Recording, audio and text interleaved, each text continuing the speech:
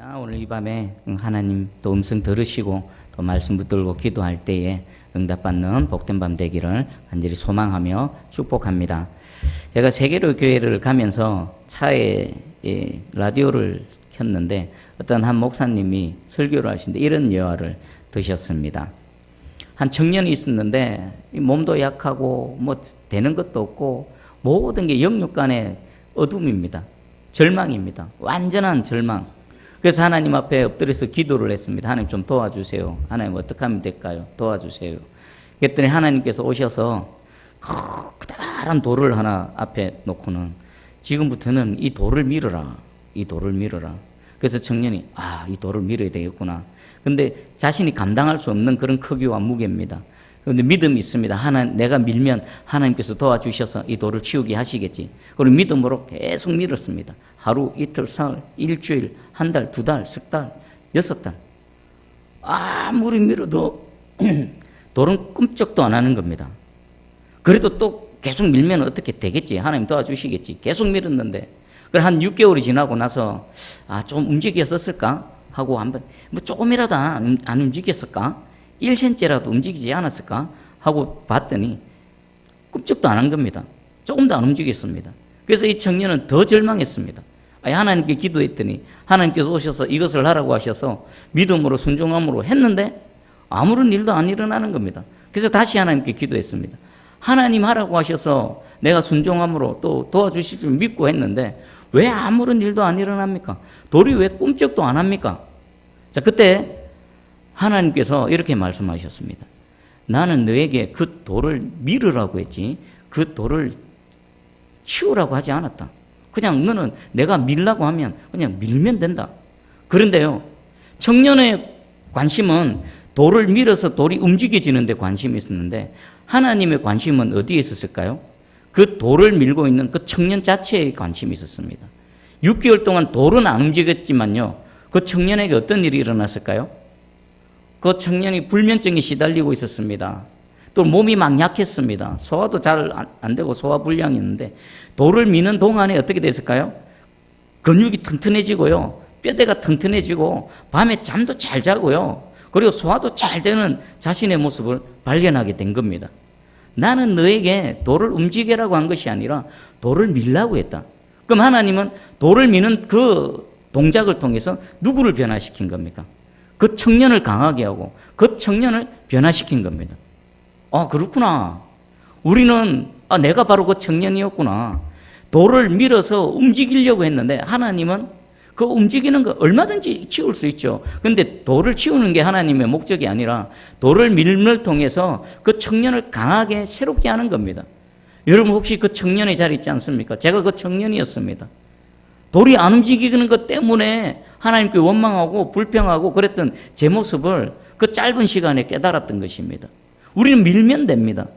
돌이 천국에 가는 것이 아니라 그 돌을 미는 그 청년이 변화되어지고 하나님 앞에 거룩하고 흠이 없게 되어져서 온전한 사람이 되어지고 천국 가는 존재로 온전하게 되어져 간다는 것입니다.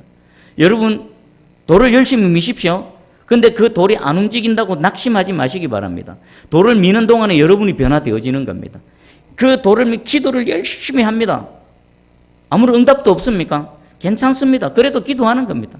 예배 드리면 하나님 예배 가운데 찾아오셔서 뭐가 이루어질 것 같은데 안 이루어집니까? 괜찮습니다. 예배 드리는 것 자체에 애를 쓰시고 최선을 다하시고 집중하시기 바랍니다. 찬양하는데 아무런 능력도 안 받나요? 괜찮습니다. 그냥 기쁨으로 하나님 마음껏 찬양하십시오. 그것 자체가 하나님의 은혜고요. 그것 자체가 우리에게 하나님께서 베풀어 주시는 응답인 줄 믿으시기 바랍니다. 오늘 이 금요 이 밤에 나온 여러분, 아무 일도 안 일어나는 이 금요 기도에, 아무런 은혜도 안 나타나는 것 같은 이 금요 기도에, 그럼에도 불구하고 나오셔서 돌을 미는 여러분들에게 하나님께서 그 청년에게 부어주셨던 그 은혜, 한량없이, 끝없이 부어아웃 하시기를 주님의 이름으로 축복합니다. 아멘. 자, 오늘 말씀 한번 보겠습니다. 지난 시간에 2절에 화 있을진저, 그리고 오늘 5절에 또 화 있을진저입니다. 두 번의 화 있을진저가 있는데 대상이 다릅니다. 지난 시간에 화 있을진저는요, 그 북이스라엘 하나님의 백성입니다. 왜 그들에게 하나님이 화를 선언하십니까? 재앙을 선언하십니까? 그들이 하나님을 섬긴다라고 하지만 하나님이 나의 하나님이라고 하지만 죄악 가운데 있고 우상에 빠져 있고 하나님이 경고하시고 책망하시는데 그 말씀의 은혜를 입지 않는 겁니다. 돌이키지 않는 겁니다. 그래서 그들에게 화를 내리시는 겁니다. 재앙을 내리십니다. 근데 그 재앙을 누구를 통해 내리십니까? 오늘 5절에 있는 앗수르 사람을 통해서 재앙을 내리십니다. 이 앗수르 사람들은요, 하나님 모르는 사람들입니다. 이방 나라입니다. 이방 우상을 섬기는 자들입니다. 하나님하고 아무런 관계도 없고 하나님의 백성하고도 관계가 있는 게 아니라 오히려 하나님의 백성의 대적의 관계가 있죠. 그런데 하나님께서는 이 앗수르를 사용하셔서 북이스라엘을 완전히 멸망시키시죠. 자, 그런데 그 하나님의 도구로 쓰임받았던 이 앗수르에게 하나님은 화 있을진저라고 말씀하십니다. 하나님의 백성이지만 불의하고 하나님을 떠나 있는 그들에게 하나님께서 심판을 하십니다. 그런데 그 심판의 도구로 앗수르라는 이방 도구를 사용하십니다. 그런데 또 그 앗수르를 향해서 화 있을진저 말씀하고 계십니다. 자, 먼저 하나님은요, 하나님의 일을 진행해 가실 때에 하나님의 백성을 통해서 하나님이 기뻐하시는 자를 통해서도 일을 진행해 가시지만 불의한 자들, 악인을 통해서도 하나님의 일을 진행해 가십니다. 오늘 이 불의한 이스라엘 백성들을 그 심판하시는 심판의 도구로 전혀 상관없는 앗수르라는 이방 민족을 사용하신 하나님이십니다. 그런데요, 우리가 분명하게 또 명심해야 될 게 있습니다. 누구라도 다 하나님께 쓰임 받을 수 있습니다. 하지만 하나님께 쓰임 받고 복 받는 사람이 있고요, 하나님께 쓰임 받고 오늘 이 앗수르처럼 또 심판을 당하는 자들이 있습니다. 어떻게 쓰임 받아야 될까요? 선하게 쓰임 받고 하나님께 복 받는 자들이 있고, 또 악하게 쓰임받고 하나님으로부터 심판을 받는 자들이 있습니다. 여러분들이 인식하든 인식하지 못하든 여러분은 하나님께 쓰임받는 맞습니다. 반드시 이런 식으로든 저런 식으로든 쓰임받습니다. 근데 여러분 축복합니다. 악하게 쓰임받고 심판당하는 자가 아니라 선하게 쓰임받고 하나님의 복받는 저와 여러분 되기를 축복합니다. 자, 그러면 이 앗수르는 왜 이렇게 하나님으로부터 심판을 받을까요? 토사구팽입니까? 써먹을 대로 써먹고 필요 없으니까 그냥 이제 재앙을 내리십니까? 그게 아닙니다. 이들은 몇 가지 이유가 있습니다. 왜 이들은 하나님께 쓰임받고 또 하나님으로부터 심판을 받는가? 첫 번째는요, 그들의 뜻과 하나님의 뜻, 그들의 마음과 하나님의 마음이 같지가 않았습니다. 우리 7절 한번 읽어보겠습니다. 7절 시작. 그의 뜻은 이같지 아니하며 그의 마음의 생각도 이같지 아니하고 다만 그의 마음은 허다한 나라를 파괴하며 멸절하려 하는도다. 아멘. 하나님의 뜻, 하나님의 마음, 앗수르를 하나님의 도구로 붙드시고 쓰시는 하나님의 뜻과 마음은 뭘까요? 앗수르가 그들을 막 때립니다. 칼로서 위협하고 전쟁을 일으킵니다. 그런데 하나님의 목적은요, 그들을 통해서 이스라엘 백성들이 재앙 가운데 자신의 죄를 깨달아 알고 또 뉘우치고 여호와 하나님께로 돌아오는 것, 그것이 하나님의 목적이고 앗수르라는 도구를 사용하신 하나님의 뜻이고 마음입니다. 그런데 앗수르의 마음은, 뜻은 어떻습니까? 우리 읽었던 거 보니까 그의 마음은 허다한 나라를 파괴하며 멸절하려 하는도다. 그들은 하나님께서 힘 주시니까 그것 가지고 막 정복 전쟁을 통해서 온 나라들, 자신들이 발 딛는 모든 나라를 약탈하고 정복하고 그리고 자신의 배를 채우는데 그렇게 급급했었다는 겁니다. 하나님의 목적, 의도, 하나님이 그들을 붙드시고 그들을 사용하시는 그 뜻과 의도하고는 아무런 상관없이 그냥 자기 뜻만 그리고 자기 힘을 과시하는데 오롯이 집중했었다라는 것입니다. 그에 대해서 하나님께서는 심판을 하시는 겁니다. 자, 여러분 한번 자신을 돌아보시기 바랍니다. 하나님의 뜻, 내 뜻, 하나님의 마음, 나의 마음이 같은가? 이것은 이방 사람이든 상관없습니다. 누구나에게 다 동일하게 적용되어져야 될 겁니다. 하나님께서도요, 선택하시고 결정을 하십니다. 그런데 우리 편에서도요, 어떻습니까?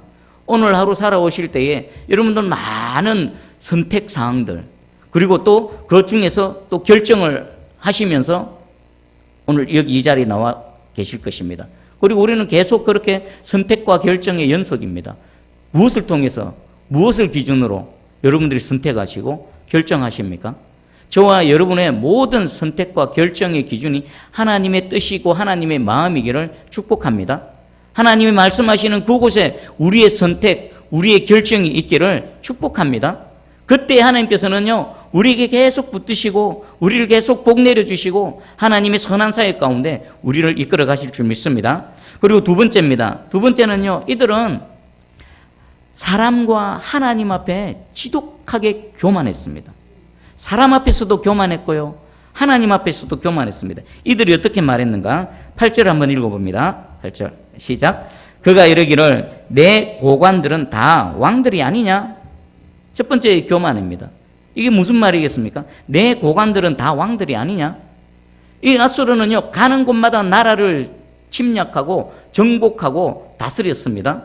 그 침략한 나라의 왕들, 기존에 있던 왕을 폐해버리고 자신이 마음에 드는 어떤 새로운 왕들을 세웁니다. 그럼 그 나라의 왕이지만 실질적으로는 자신의 수하에 있는 겁니다. 지금 아수르는 이렇게 말합니다. 각 나라에 있는 왕들은, 지휘관들은 내 수하요, 내 부하들이다 라고 말하는 겁니다. 그럼 왕이 있으면 왕 중에 또 누가 있는 겁니까? 자신이 왕 중에 왕인 겁니다. King of Kings, 내가 왕 중에 왕이다 라고 사람 앞에 교만합니다. 안하무인입니다. 천상천하 유아독존입니다. 그리고요, 11절에 보니까 내가 사마리아와 그의 우상들에게 행한 같이 예루살렘과 그의 우상들에게 행하지 못하겠느냐 하는도다. 지금 아수르는 가는 곳마다 적이 없습니다. 누구도 아수르를 대적하지 못합니다. 막아내지를 못합니다. 막아본들 그 아수르의 그 힘과 그 대단한 무력 앞에 더 속수무책입니다. 그래서 지금 이 11절에 하는 말은요, 내가 사마리아와 그의 우상들, 사마리아 백성들이 섬겼던 그 신을 내가 허물어 버린 것처럼 유다에 있는, 예루살렘에 있는 그 신도 내가 이길 것이다. 고대의 전쟁은요, 국가와 국가의 전쟁이 아니라 그 민족이 섬기는 신과 신과의 전쟁입니다. 그러면 두 나라가 싸워서 이겼다 그러면요, 이긴 나라의 신이 승리한 겁니다. 지금 아수르는 우리가 섬기는 신이 최고다. 저 사마리아에 섬기는 저것은 우상이다. 우리가 이겼던 것처럼 예루살렘에 있는 신도 우리가 이길 것이다. 지금 아수르는 뭐라고 말하고 있습니까? 하나님께서 하나님의 뜻을 이루기 위해서 힘을 주시고 지금 사용하고 계신데 그 힘 주신 하나님을 향해서 신성모독하고 있습니다. 감히 그 하나님을 향해서 우상 취급하면서 내가 이길 수 있다, 우리 신이 이긴다라고 호언장담하고 있습니다. 그럴 수밖에 없는 게 14절 끝부분에 보면요, 온 세계를 얻은 것은 내버린 알을 주움 같았으나 날개를 치거나 입을 벌리거나 지저귀는 것이 하나도 없었다 하는도다. 뭡니까? 가는 거면 내가 빼앗는데 그 빼앗는 것에 대해서 입도 뻥끗 못한다. 지저귀는 자들도 없다. 나에게는 대적이 없다. 천하가 내 것이다 라고 말하고 있는 겁니다. 그리고 이런 오만함, 이런 교만함에 대해서는 하나님께서 반드시 심판을 하십니다. 우리 12절 한번 읽어보겠습니다. 12절 시작. 그러므로 주께서 주의 일을 시온산과 예루살렘에 다 행하신 후에 아수르 왕의 완악한 마음의 열매와 높은 눈의 자랑을 벌하시리라. 하나님께서 언제 벌하신다고요? 아수르를 통해서 하나님께서 이루실 모든 일들을 다 이루시고 난 이후에 그 일이 끝나면 하나님께서는요, 이 교만하고 오만한 아수르에 대해서 반드시 벌하실 것이라고 하나님 말씀하십니다. 그리고 우리 16절, 17절, 18절, 19절까지가 그들에게 어떤 심판을 내리실 것인지 심판의 내용이 나오고 있습니다. 여러분, 하나님께서는요, 교만한 자는 쓰시다가도 버리십니다. 그가 선하게 쓰임받다가도 그것을 통해서 자신이 교만해지면요, 하나님 그를 버리십니다. 그를 때리십니다. 심판하십니다. 이 아수르처럼 악하게 쓰임받는 자는 반드시 심판받는 건 두말할 필요도 없고요, 우리가 선한 쪽으로 쓰임받다가도 그것 때문에 내가 교만해지고 안하무인이 되어지면요, 하나님께서는 그에 대해서 반드시 하나님 뜻을 이루고 난 후에 응징을 하시는 겁니다. 자, 그러면 내가 교만한지 아는지 어떻게 알 수 있을까요? 오늘 이 말씀을 통해 아수르가 사람 앞에 교만했고 또 하나님 앞에 교만했습니다. 그럼 우리는 사람 앞에 내 마음의 태도를 보면 알 수 있겠지요. 내가 사람을 대할 때에 우리 인간 동료들이지요, 늘 만나는 사람들, 이들을 대할 때에 내가 사랑함과 겸손함과 온유함으로 대하는지, 아니면 그들을 무시하고 업신여기고 멸시하며 대하고 있는지, 그것을 보면요, 우리가 사람 앞에 내가 대하는 태도를 보면 내가 교만한가 아닌가 알 수 있습니다. 그리고 하나님 앞에 내가 교만한가 아닌가 어떻게 알 수 있습니까? 말씀 앞에 내 태도를 보면 됩니다. 말씀 앞에 하나님 말씀이 선포되어지면 겸손함으로 받는가, 그 말씀이 나를 책망하고 나를 훈계하고 내 양심을 찔러 쪼갠다 할 때에, 그때에 내 고집을 내려놓고 내 의를 내려놓고 하나님 말씀에 굴복하는가 아닌가, 그것을 점검해 보면 되는 겁니다. 하나님께서 말씀하시는데 내 뜻과 다를 때에 목을 곧게 세우고 굴복하지 않습니다. 우리 에스겔 선지자를 통해 하나님 말씀하실 때 보내시기는 보내시는데 이렇게 말씀하셨죠. 듣든지 아니 듣든지 아니 듣든지. 하나님 얼마나 답답하시겠습니까? 하나님은 아십니다. 그들이 목이 곧고 패역하고 반역하는 족속이기 때문에 듣는 자보다 듣지 않는 자, 들을 귀는 있으되 듣지 않는 겁니다. 의지적으로. 보는 눈은 있으되 의지적으로 보지 않는 겁니다. 그런 자들은 하나님 앞에 교만한 겁니다. 여러분, 사람 앞에 교만하시기를 축복합니다. 그리고 하나님 앞에, 말씀 앞에 또 겸손하시기를 여러분 축복합니다. 여러분, 하나님 앞에 겸손한 자는요, 우리 사람 앞에서도 겸손할 수 있습니다. 만약에 사람 앞에 교만한 자는요, 우리 하나님 앞에서도 교만할 확률이 아주 높습니다. 우리 교만하면 그 누구라도 하나님은 때리십니다.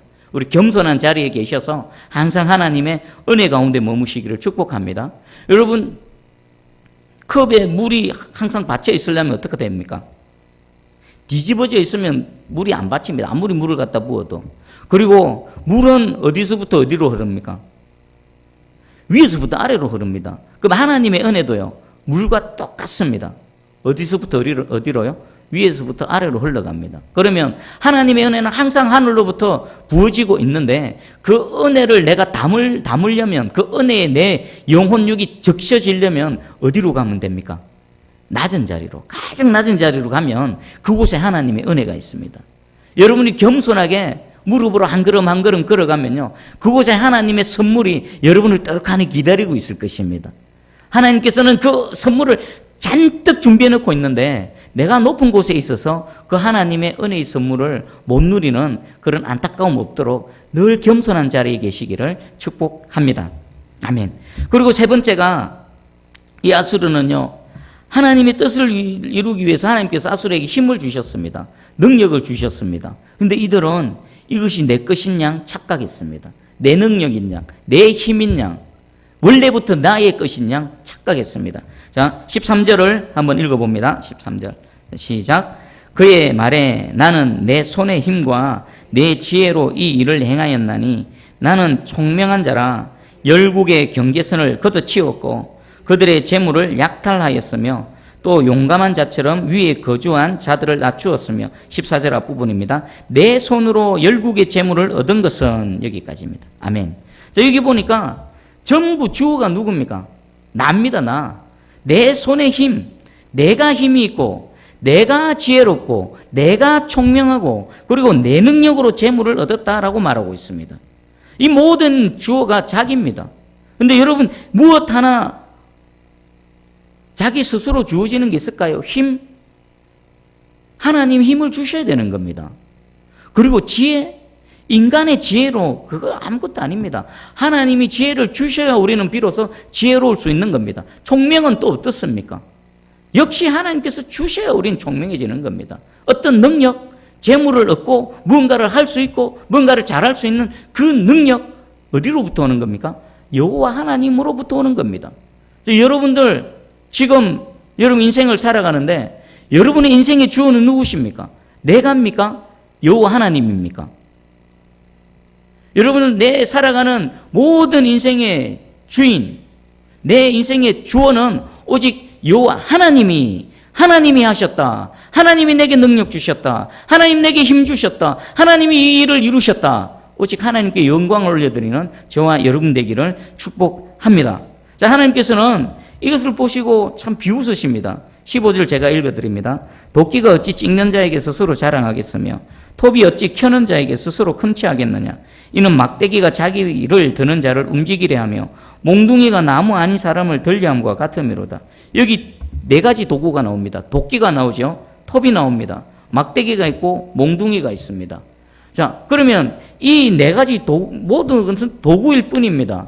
이 도끼로서 효력을 발생하려면, 톱으로서 효력을 발생하려면 누가 움직여야 됩니까? 사람이 잡고 도끼를 사용해야 되는 겁니다. 도끼를 들고 찍어야 됩니다. 도끼가 아무리 성능이 좋고 날이 잘 써 있다 하더라도 그것을 사용하는 사람이 사용하지 않으면 도끼 스스로는 아무것도 아닙니다. 그냥 덩그러니 놓여져 있을 뿐입니다. 톱도 마찬가지고 몽둥이, 막대기도 마찬가지인 겁니다. 이들은 하나님 손에 붙들려 있는 도구일 뿐임에도 불구하고 그 연장을 사용하는 그 사람의 힘과 능력에 의해서 그 효과는 더 극대화되어지겠지요. 조그마한 아이가 도끼를 들고 막 낑낑거려 해봤자, 근데 이 도끼를 사용하신 분이 누구시죠? 여호와 하나님이십니다. 여호와 하나님이 도끼를 사용하시고 톱을 사용하시고 몽둥이, 막대기를 사용하시면요, 그 누가 막을 수 있겠습니까? 자신들이 그렇게 천하무적으로 대적이 없을 정도로 가는 곳곳마다 이기게 되어진 것은 누구 손에 붙들려 있었기 때문입니까? 하나님 손에 붙들려 있기 때문입니다. 그들 스스로는 아무것도 못하는 겁니다. 저와 여러분도 마찬가지입니다. 여러분 무엇을 이루어내셨습니까? 무언가를 하셨습니까? 나를 붙드시고 일하시고 사용하신 하나님이 계시기에 그 일이 이루어진 것이고, 여러분이 그것을 누리게 되는 것이고, 그 일이 진행되어지고 완성되어진 겁니다. 그래 모든 영광 누구에게 돌려야 됩니까? 하나님이. 하나님이 하셨네. 하나님은요 최고의 하나님이십니다. 여러분 바둑을 둡니다. 바둑 두는 룰은 똑같죠. 흑돌, 백돌이 있습니다. 두 사람 고수든 하수든 한 번의 기회에 한 번밖에 못 둡니다. 자, 그런데 어떻게 나눠집니까? 똑같은 돌, 똑같은 기회. 그런데 고수와 하수가 나뉘지요. 프로 구단하고 뭐 동네 아마 그 10급하고는요 똑같이 조건에서 주어지지만 그것은 비교할 수도 없는 겁니다. 그것을 사용하는 사람이 다르기 때문입니다. 우리 하나님 역시, 하나님은 최고입니다. 만약에 바둑을 뜨면요 최고가 되고요, 장기를 떠도요 최고가 됩니다. 하나님은 쫄 하나 갖고도요 아무리 인간 최고의 고수도 얼마든지 넉넉하게 이겨낼 수 있습니다. 자, 그러면 이 말씀이 우리에게도 적용될 때 소망이 생깁니다. 어떻게 소망이 생깁니까? 내가 아무리 형편없는 도끼라 하더라도, 내가 아무리 이빨 빠진 도끼라 하더라도, 망가진 반쪽난 톱이라 하더라도, 아무리 힘없는 갈대 같은 지팡이라 하더라도 그것이 하나님 손에 붙들리면 어떻게 됩니까? 대적이 없다. 상대가 없다. 하나님이 이기게 하신다. 하나님 능력의 하나님이시다. 여러분 모세 손에 들린 그 마른 막대기를 한번 생각해 보십시오. 마른 막대기요. 모세가 그냥 양치대 들고 다니는 막대기입니다. 근데 그 막대기 위에 하나님의 영광이, 능력이 임하니까 무슨 일이 일어납니까? 홍해가 갈라지는 구원의 역사가 일어나는 겁니다. 하나님이 붙드시니까. 그리고 골리앗을 쓰러뜨린 다윗의 그 물맷 돌멩이 하나 봐보십시오. 돌멩이. 그냥 돌멩이일 뿐입니다. 근데 그 돌멩이에 하나님의 뜻이 들어가고 하나님의 계획이 들어가고 하나님의 일하심이 들어가니까 그 수많은 사람들이 두려워서 벌벌 떨는 그 골리앗 단 한 방에 쓰러뜨리지 않습니까? 제가 오늘 말씀 준비하면서 그 고대 전쟁에 쓰였던 그 물맷 돌 이렇게 사진을 봤습니다. 다윗이 던진 건 우리가 생각하기에는 조망만한 조약돌이라고 생각하는데, 전쟁에서 쓰이는 그 돌을 보니까요 동그랗게 이 어른 주먹만 하더라고요. 이거 맞으면요 진짜 죽겠네. 제대로 맞으면 죽겠네. 위에서 던지면 죽겠네. 진짜 이 주먹만한 매끈한 돌을 이렇게 휙 해서 던지더라고요. 근데 그 돌이라 하더라도 하나님께서 그 돌의 능력으로 함께 하시고 하나님의 뜻이 임하니까 하나님의 영광이 나타나는 겁니다. 자, 그러면 여러분 자신을 한번 봐보십시오. 우리 새순교회 한번 봐보십시오. 지금 한국교회, 우리 이 나라와 민족 봐보십시오. 이빨 빠진 톱 같은 거 톱 같지 않습니까? 썩어 문드러진 도끼자루 같지 않습니까? 괜찮습니다. 아무리 썩어 문드러진 도끼자루라도, 이빨 빠진 톱이라 하더라도 하나님이 붙드시면 역사가 일어날 줄 믿습니다. 이 밤에 이 말씀 붙들고 함께 나아가기 원합니다. 그 마른 막대기, 홍해를 가르셨던 마른 막대기에 임한 하나님의 능력, 그 돌멩이 하나로 역사를 역전시키신 하나님의 능력. 우리는 하나님의 절대 주권을 인정합니다. 우리는 아수르의 이 죄악 가운데 있지 않기를 원합니다. 우리는 하나님의 하나님 되심을 인정하며 우리 자신을 하나님께 내어놓고 하나님의 그 선하신 뜻에 쓰임받는 선한 도구가 되어지기를 원합니다. 그리고 또 뭡니까? 겸손하게 그 자리에서 하나님을 바라보며 하나님의 뜻을 이루어드리는 우리 되기 원합니다. 이 밤에 우리가 한 붙들고 기도하며 나가기 원합니다. 저 악한 아수로도 사용하신 하나님이십니다. 하나님과 전혀 상관없고 하나님을 알지 못하는 이방 민족도 하나님의 뜻을 위해서 하나님 얼마든지 사용하셨던 하나님이라면 오늘 이 밤에 이 무더운 여름날에 시원한 곳에 누워있지 않고 하나님께 여전히 신실하신 하나님을 닮아서 이 기도의 자리, 은혜의 자리를 지키며 여러분 가정과 우리 교회와 나라와 민족을 위해서 기도하는 여러분들 하나님이 어찌 사용하지 않으시겠습니까? 하나님께 내어드리겠습니다. 하나님 붙드시고 사용해 주십시오. 우리가 연약하면 연약할수록 하나님의 강함은 더 힘있게 나타날 줄 믿습니다. 아버지, 이 밤에 우리의 인생의 주어 되시는, 내 삶의 모든 주어 되시는 여호와 하나님이 오셔서 내 이 연약한 인생, 우리 연약한 교회, 우리 한국 교회 성도들을 사용하셔서 하나님의 뜻을 이루어 주시옵소서. 여호와의 이름 붙들고 나가는 이 밤 되기를 축복합니다.